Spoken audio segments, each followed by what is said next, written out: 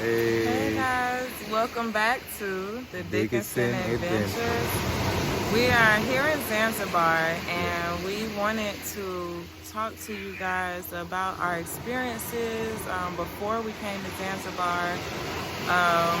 I've had so many comments. People say we look like we were at peace in Arusha, and people are really loving our first video. But today we just want to kind of backtrack and let you guys know the issues that we had in Arusha, the issues that we had in Dar es Salaam, because we weren't even supposed to be in Zanzibar for a whole nother week. We were supposed to be in Dar es Salaam right now. now. Yeah. So go ahead. Before we left the States, I found a friend on Facebook who was already in Arusha. Not gonna share her name, but we were talking for a while, like over a month and things like that. I let her know our situation here in the States and how we were really sacrificing like almost everything for us to come to Africa. So therefore we didn't have like a huge budget to come and spend on like all kind of things like accommodations and food and things like that. So she let us know that she would talk to her family and her friends and find some reasonable accommodation for us, not like a set price, but maybe we would come and just give what we can and make sure that we provide our own food.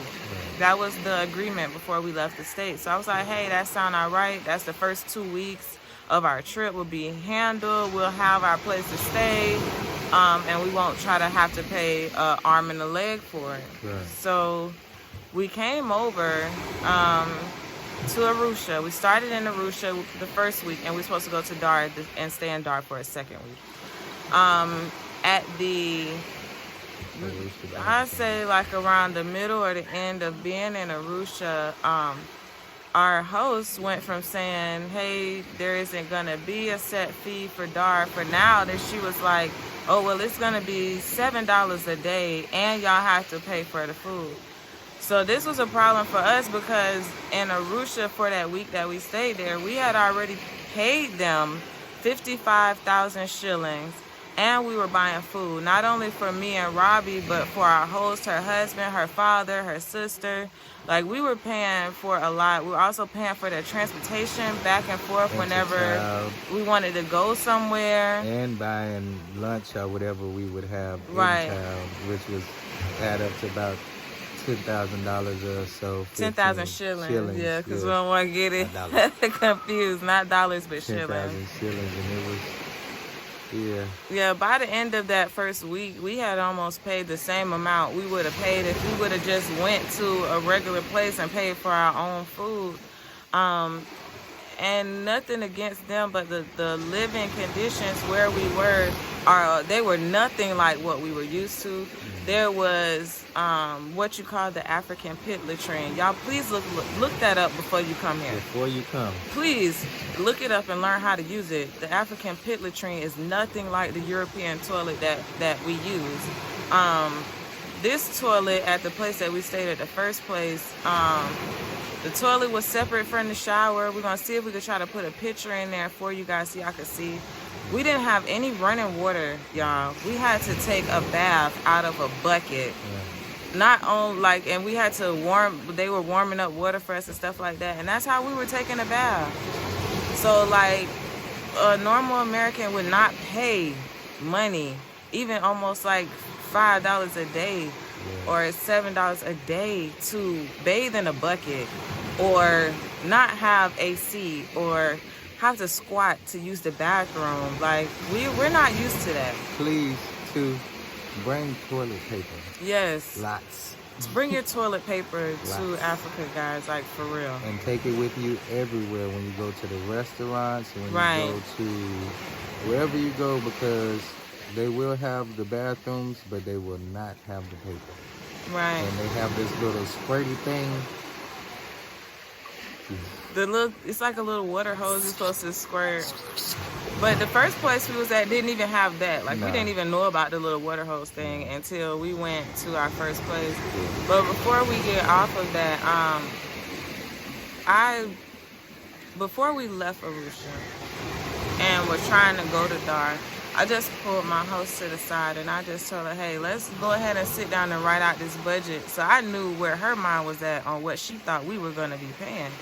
So once we figured out, okay, hey, she wants $7 a day, food, want us to pay for a trip all the way there and back and all this and that. I just was like, no, we're going to figure out our own way. We're going to find our own way in Dar es Salaam. That's just what we're going to do. Right, because she also was telling her that, oh, it'll be $7 for you guys, but I'll be there for free. Right, she could stay at the place for free, but we had to pay $7 a night and pay for her and way pay there. for the ride. Yes. Safari too. Yes. Yeah, it was just too much. So at the last minute, we had to figure out now where are we going to stay in Dar, and we had to figure it out in 24 hours where we were going to stay. So that's when we wind up going to get a hotel the night before we went to Dar es Salaam. And we wind up staying at the 7-Eleven hotel and restaurant. We showed you guys a snippet of that in the last video. That property was on Airbnb. We booked through Airbnb. We paid them on Airbnb. We checked in and everything was good. Then we got there that night and went to sleep. These people woke us up at midnight. 12 o'clock. Knocking on our door talking about they want cash because our reservation was canceled, even though this money was already taken out of my bank account. Right. And they could barely speak any English. So by the time we packed up our stuff, because y'all, I was pissed off. I was like, by the end of that, I was tired of people trying to overcharge us because I didn't fully save. But even in Arusha, when we were walking around and things like that, we were getting severely overcharged. Now, while it was not a whole lot of US dollars, that's still not right. And we don't feel like that's fair when we're watching the locals get something for a certain price and then we come up and it's 3 times the price. And I'm supposed to have a guy who's supposed to save me from this, and she leading me to places that's still overcharging us, you know? And it's kind of upsetting. Right, because to me, because everyone say brother. Right, you my sister. Brother. Look at us, the same color. You know, Mazungo, we same. Yeah. And then you give us a different price. Right.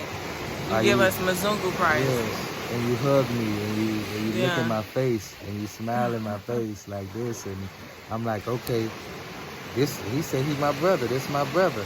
Yeah. No.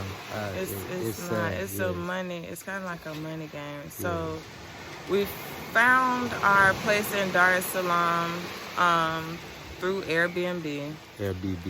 So we had to take a 13-hour bus ride from Arusha to Dar. We did that alone by ourselves because, like I told you guys, we had to ditch our host. Yes. And when we got there, it was nighttime. So now we're in a foreign city where we don't know where anything is. We're there at night. Try to call our Airbnb host so we could get to the property, and come to find out she don't even stay there no more. And she didn't know we was coming.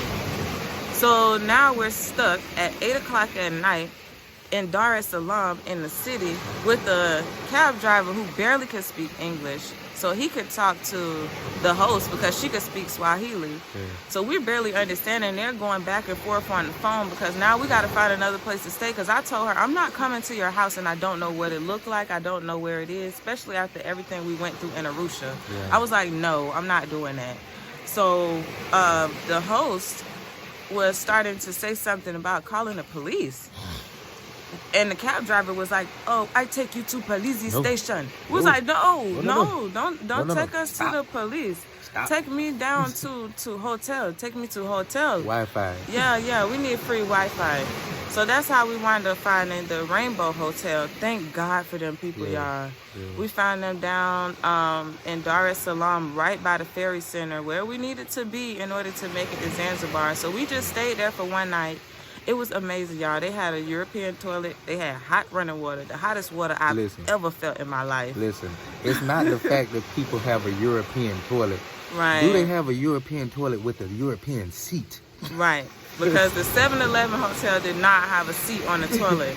And I'm like, what am I supposed to do here? I still have to stand. I don't like that. I want to be comfortable while I use the bathroom. We take so many things for granted, y'all, in the States, and we really learning here. Like, that stuff seemed little to us, but it's really major. So after that, we got up and we went on the ferry.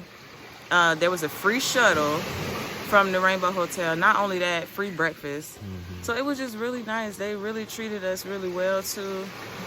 We got on the ferry. And before she goes there, you guys pay attention to these hotels. Don't touch a lot of the electrical stuff, like other than the light fixtures, because I do maintenance work and it's a lot of wires that's loose and wires hanging that are attached to things. And sometimes, like, I went up to touch the shower at the 7-Eleven hotel to clean the calcium off, and I got shocked. Yeah. And then I looked up on top, and there was an open wire to it. So just they don't have restrictions as much as we do. So watch out for that. Don't just touch everything unless it's a light fixture, a light button itself. Yeah. So I mean, our Airbnb host in Zanzibar has been very responsive. I've been talking to her since the States. So we wound up booking in Zanzibar for 2 weeks instead of 1 week, and we really love it.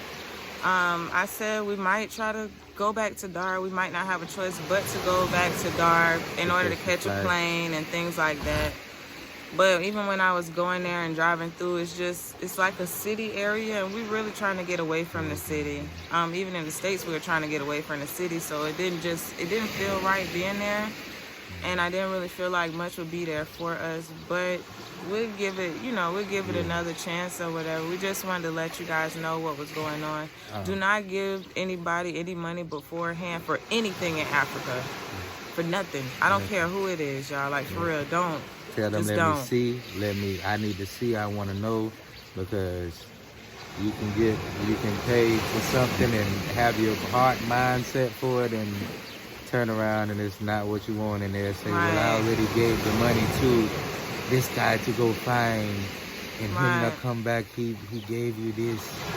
So don't do it, y'all. Don't want to do that. The ferry ride, just all together on that end was okay. It was a nice little ride. They say the fast one would be kind of scary and make you a little sick. I wasn't that nauseous on that. It was all right. Oh, and they accept credit cards at the ferry station, which was a lifesaver, y'all. People do not really accept credit cards here. Nowhere. You really got to have, like, cash and all of that. And when you get to the ferries, watch out for the people. They're going to be asking you to help, which is okay, but just know you're going to have to pay them at least $5,000 to $10,000. And it's not really needed. You just walk in. You look to your right side, there'll be some ladies sitting at a table. If you have a big suitcase, they put a little sticker on it. You walk through the check station, and you put your bag through, and then they have an area where you put the big luggage in, almost like at the airport. Yeah. They put it underneath or around in the morning. Whenever you get done with your trip, it'll be right outside waiting for you. Just like at an airport. So that was good. And if you go to Stone Town, you will need a guide. Now the other place, you just walk right into the port. Stone Town? Yeah, in order to get on the Dollar from the ferry station, you are going to need a local person to walk you there, and just pay them like 1,000 shillings.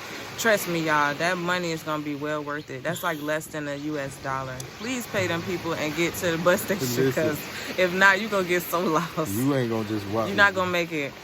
You're not going to make it out of Stone Town, that little area. You just not. But yeah, like, we just wanted to share some of the things with y'all, because in America, we just feel like, everything's just going to be peachy keen when you go somewhere else. And it can be beautiful and it can be great. You just have to really have your information and have your resources and really be mentally prepared before you come. But it's definitely doable, y'all. And it's so beautiful out here. If I didn't have my kids at home, I would not be coming back. So, I guess soon we'll be telling you more about our trip in Zanzibar. Yeah. Like I say, just a little bit. The difference in the cities is between Tony and downtown Arusha and Dar Salaam, it was a lot of people. Here, it's like, one or two people. They do still have vendors and things, but it's not as many, so it's not as overwhelming. You just got to tell 5 people no instead of 500 people no. Right. You know, you can support 5 people and give them a little something instead of 500 people. Right. And that way, when you come back through, you know, you can say, hey, all right, they just speak to you then because they know you giving something, supported in some type of way, and you go on about your day. So we've been doing that a lot here, just to make sure they know we don't have a lot, but we can give a little to everybody to show some love and show them that we are here with you as your brothers and sisters. Yeah, so thank you all for watching. Yes, thank you. If you have any questions about anything, please leave them below. We're hoping to do a live soon, but because of the internet service and things like that, that'll be like really hard, guys, and really glitchy. Yeah. So if y'all leave us some comments, we can kind of make videos for you guys, answering everything. Yeah, until we can figure out how to go live and answer your questions right there on the spot. Yeah. But like we say, we thank y'all for watching. We hope that. And if we'll be taking and showing some pictures of the different massage stuff that they have here in the market. I have some good pictures. They have really good prices, you guys.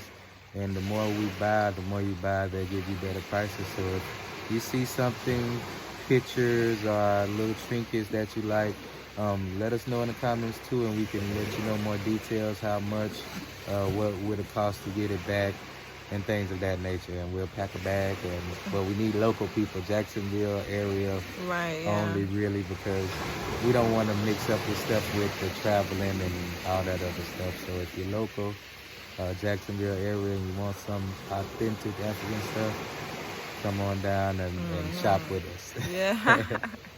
But thank you all for watching. We hope that you like, share, and subscribe to the Dickinson Adventures.